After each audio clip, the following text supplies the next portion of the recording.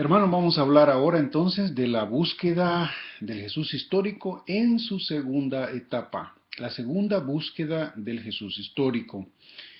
Hemos tratado de hacer un resumen de la primera búsqueda y la segunda comienza interesantemente unos 50 años después de la primera búsqueda.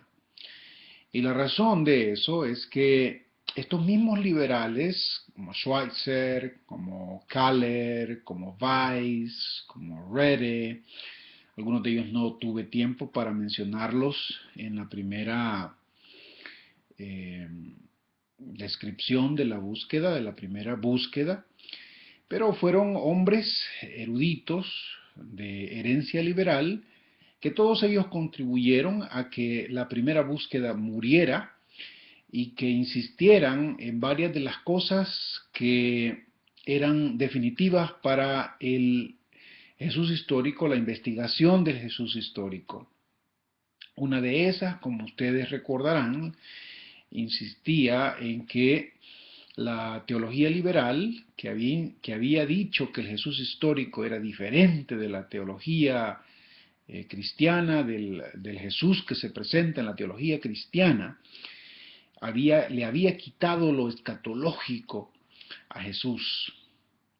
Junto con eso, otros hombres como Johannes Weiss, les mencioné, decía que la teología liberal también había hecho que este reino fuera nada más y nada menos que el reino de Dios fuese la construcción humana progresiva por la iglesia que seguía la ética de Jesús. Para Johannes Weiss, ese tipo de entendimiento era completamente ahistórico, porque según él, y con razón, el Jesús histórico había sido alguien que creía que el reino de Dios vendría desde afuera, escatológicamente, apocalípticamente vendría desde afuera.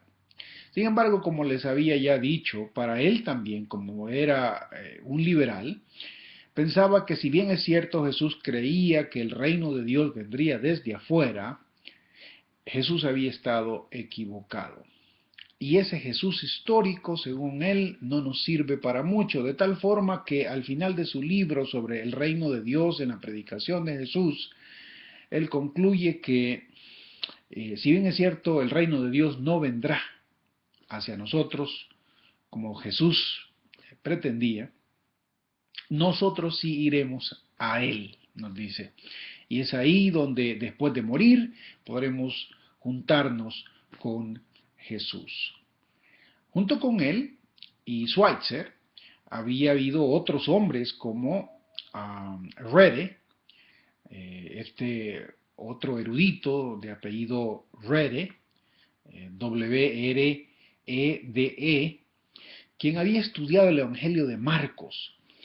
Y él al estudiar el Evangelio de Marcos se había dado cuenta que Marcos no era tan histórico en el sentido de los liberales, en el sentido de la teología liberal. Es decir, recuerdan ustedes que la teología liberal había preferido el Evangelio de Marcos porque según ellos era más histórico que los otros evangelios. Pues Rede dice, no es cierto. Marcos es tan liberal, Marcos es tan teológico como Mateo y Lucas. De tal forma que la imagen que Jesús tiene en Marcos es tan teológica como la imagen que Mateo o Lucas nos quieren dar de él. Y eso pues era devastador para la teología liberal, porque ellos habían pretendido decir que Jesús, la imagen que ellos sacaban era de Marcos, una imagen más histórica, según ellos. Con todo, como buen liberal, también Rede tenía su otro lado. Si bien es cierto, Marcos era tan teológico como los demás sinópticos, su imagen de Jesús era teológica y no era histórica, y por lo mismo no era históricamente creíble. Así pues, para Rede, Marcos había creado la idea teológica de que Jesús había pretendido ser el Mesías. Pero, históricamente hablando, en realidad Jesús nunca pretendió ser el Mesías. En Marcos lo que tenemos, de acuerdo con Rede, es nada más la construcción teológica de un escritor que hace y se esfuerza por presentar a Jesús como el Mesías, y el famoso secreto mesiánico que Marcos presenta, es decir, aquella idea de que Jesús prohíbe a sus seguidores que digan a los demás que Él es el Mesías, es simplemente, según Rede, una fabricación tardía para justificar el hecho de que históricamente Jesús nunca había pretendido ser el Mesías. Es decir, la construcción teológica de Marcos era esa: decir que Jesús había prohibido a sus discípulos que dijeran ser el Mesías porque en realidad Él nunca lo había dicho. Y así pues, por un lado tenemos una de cal y una de arena, porque por un lado el liberal destruye a la otra concepción liberal al decirnos que no es bueno priorizar a Marcos sobre los demás porque Marcos es tan teológico como los demás, Mateo, Lucas y Juan, como evangelios. Pero por otro lado, como buen liberal, nos va a decir que Jesús no ha pretendido ser el Mesías. Con esta idea, Schweitzer, Kahler, Weiss, Rede, comienza una etapa. Estamos al inicio del siglo XX. Una etapa en la que el estudio del Jesús histórico, por lo menos en los ámbitos académicos alemanes y suizos, no tendrá tanta importancia como la había tenido hasta entonces.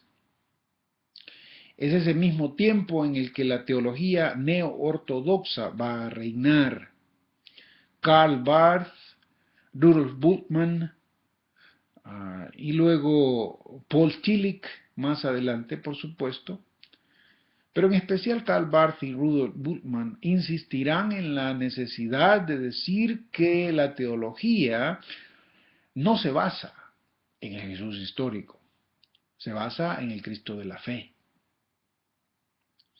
Y así comienzan por lo menos 50 años en los que no se insiste mucho, por lo menos en este ambiente, sobre la necesidad del Jesús histórico. Bultmann llegará a decir que el Jesús histórico como tal, la investigación sobre el Jesús histórico es algo estúpido. No se puede hacer, porque las fuentes que tenemos, todas, la más antigua, está mediada por la fe. Confiamos en la fe. Los que escribieron fueron discípulos de Cristo, no historiadores en el sentido moderno del término. Pero para Bultmann al mismo tiempo, aun cuando es importante decir que según él no se puede, él también insiste en que no es necesario. De hecho, para él el tratar de basar nuestra fe en el Jesús histórico, en el objetivo de una historiografía sobre Jesús, es otro ejemplo de buscar una salvación por obras. No se puede y no se debe. Por eso es interesante mirar la teología del Nuevo Testamento de Bultmann, que con todo y que es profunda, seria, apenas le da algunas cuantas páginas al asunto del Jesús histórico, porque según él, el Jesús histórico no es parte de la teología cristiana, aun cuando a usted le sorprenda oír esto. El Jesús histórico no es parte de la teología cristiana. El Jesús histórico todavía es parte de la teología judía. Para él, teológicamente, no es necesario y, por supuesto, no es posible basar la fe cristiana en un Cristo, en un Jesús histórico. Pero las cosas no van a durar. En 1956 en una de las reuniones de los discípulos de este mismo Bultmann, donde se encuentran reunidos muchos de los más destacados discípulos de él, que después se convertirían o ya en el proceso de convertirse en famosos eruditos del Nuevo Testamento, cuestionarán a su maestro. Entre ellos Borkham, Gunther Borkham, Hans Conselmann, Käsemann, todos estos hombres alemanes obviamente por sus apellidos, le van a decir a su maestro: es necesario reiniciar la búsqueda del Jesús histórico, porque no hacerlo es traicionar la naturaleza histórica del cristianismo. Si Jesús histórico no importa como tal, entonces el cristianismo se ha vuelto como cualquier otra religión que no tiene base en la historia. Por eso es necesario estudiar la historia, estudiar a Jesús históricamente. El problema del Jesús histórico vuelve entonces y se inicia desde 1956 más o menos lo que se ha conocido como la nueva búsqueda del Jesús histórico. Y según ellos, según estos bulmanianos, discípulos bulmanianos, pero con esta pequeña gran diferencia, a diferencia de su maestro, ellos están interesados en el Jesús histórico. A ellos les interesa saber quién fue Jesús, y estudian y se lanzan a estudiar el Jesús histórico. Sin embargo, 20, 30 años más tarde, su búsqueda se ve también, ¿qué diríamos nosotros?, abortada, porque la búsqueda del Jesús histórico que ellos comienzan, que ellos buscan, que ellos tienen, es una búsqueda que se ve dominada por los intereses existencialistas de su mismo maestro, de Bultmann. Ustedes recordarán que Rodolf Bultmann, es conocido por su famosa desmitologización del Nuevo Testamento, donde ocupa al existencialismo como filosofía para decidir, al fin de cuentas, qué es lo permanente y qué es lo temporal del mensaje evangélico. Esa particular manera de entender el Evangelio hace que la segunda búsqueda del Jesús histórico se mire traicionada, se vea, diríamos nosotros, abortada otra vez. El Jesús histórico que va a ser producido, y varios de estos hombres construyen otra vez imágenes, si bien es cierto, tratando de aprender de la primera búsqueda. Por ejemplo, varios de ellos insisten en que no es posible construir más una cronología de Jesús, porque no tenemos una cronología detallada. Sí, tenemos el nacimiento, tenemos el bautismo, tenemos el tiempo de su vida y luego la muerte y la resurrección. Pero más de eso no podemos decir gran cosa. Entonces, tratando de evitar eso, varios de estos hombres, como Gunther Borkham, por ejemplo, que quizás fue el más famoso al construir un libro, al escribir un libro sobre la naturaleza o la imagen de Jesús de Nazaret. Sin embargo, el Jesús de Nazaret que es producido por estos discípulos de Bultmann parece ser un hombre más interesado en cuestiones existencialistas. Y la crítica que más adelante se va a dar sobre ellos es precisamente esa, que el Jesús histórico que pretenden rescatar se parece más a un teólogo existencialista que a un judío del primer siglo. Y si las cosas son así, entonces quizá el maestro Rudolf Bultmann habría tenido razón. Dentro de todos estos círculos académicos, eruditos, alemanes, europeos, aparecen otras voces. Estamos hablando ya ahí de los años 70, más o menos del siglo XX.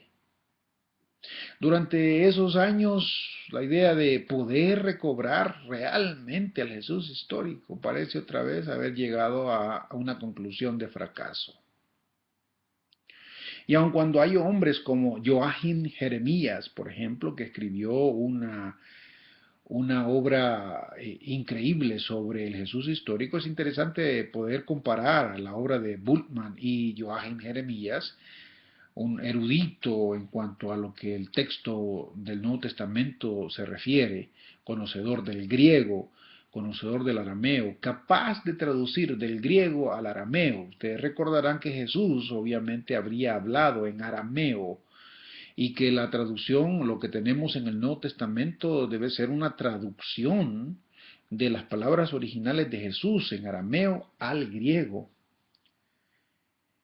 Si las cosas son así, entonces, de acuerdo con Jeremías, en su teología del Nuevo Testamento, como decía, es interesante mirarlo porque Bultmann había dedicado apenas unas cuantas páginas al problema del Jesús histórico. Joachim Jeremías dedica toda su teología del Nuevo Testamento, por lo menos el primer volumen, porque muere después Joachim Jeremías y no puede concluir su obra teológica en este sentido, pero el libro que tenemos de él sobre la teología del Nuevo Testamento está dedicado al Jesús histórico como tal.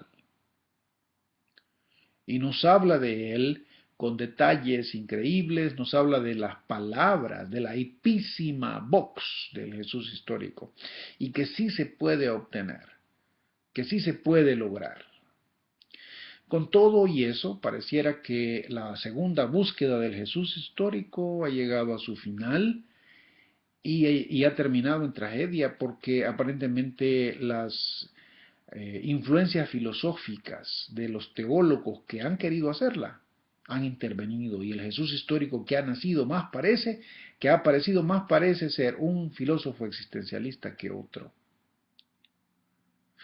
Así pues, con esto en mente, va a aparecer una nueva búsqueda del Jesús histórico cuando ya parecía ser que este asunto no tiene respuesta. N.T. Wright, el hombre que ustedes acaban de estar leyendo en este librito que leyeron, va a pertenecer a lo que algunos han llamado a la tercera búsqueda del Jesús histórico. Obviamente no podemos penetrar más, profundizar más en varias de las cosas que la segunda búsqueda había hecho, pero espero que este resumen les sirva para poner en contexto lo que Wright ha estado haciendo. Voy a dedicar un tercer video para darles un poco de más idea sobre qué pretende la tercera búsqueda. Nos vemos entonces en el tercer video.